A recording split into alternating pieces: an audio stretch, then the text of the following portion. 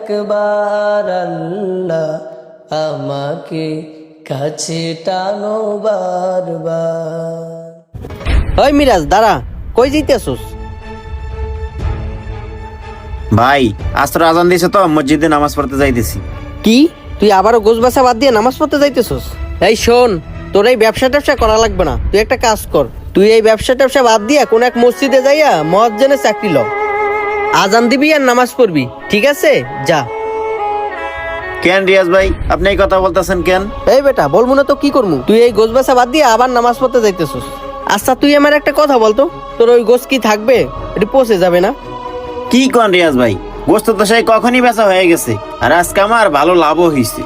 এই তুই আমার সাথে মিছে কথা বলতেছিস কে? তুই নামাজ পড়িস আবার মিছে কথা বলিস। আমি আসার সময় দেখলাম তোর গোছ সবই রয়েছে, তাহলে তুই বিক্রি করলি কখন?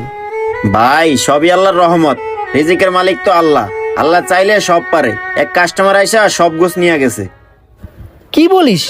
মাত্র দেখতে আসলাম কতগুলো গোছ, সব বিক্রি করে ফেলাইছস? ভাই দেওয়ার মালিক তো আল্লাহ, আমরা শুধু চেষ্টা করতে পারি। আমার রিজিকে আমার নসিবে যতটুকু আছে ততটুকু তো আমার কাছে পৌঁছাবেই। এই জন্য আমি আল্লাহর ইবাদতকে বেশি প্রাধান্য দেই। বেচা কিনা তো পরেও করা যাবে, কিন্তু এক একটা নামাজ ছুটে গেলে সেটার পরে পাওয়া যাবে না। আর শুধু দুনিয়া দুনিয়া করে ব্যবসা করলে তো হবে না, আখিরাতে তো কামাতে হবে।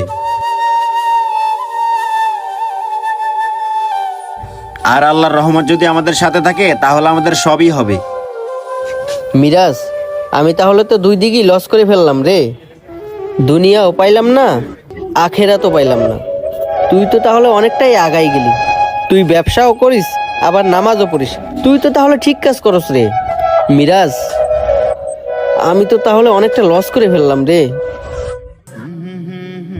রিয়াজ ভাই আপনি অতটা লস করেননি, এখন অনেক সময় আছে।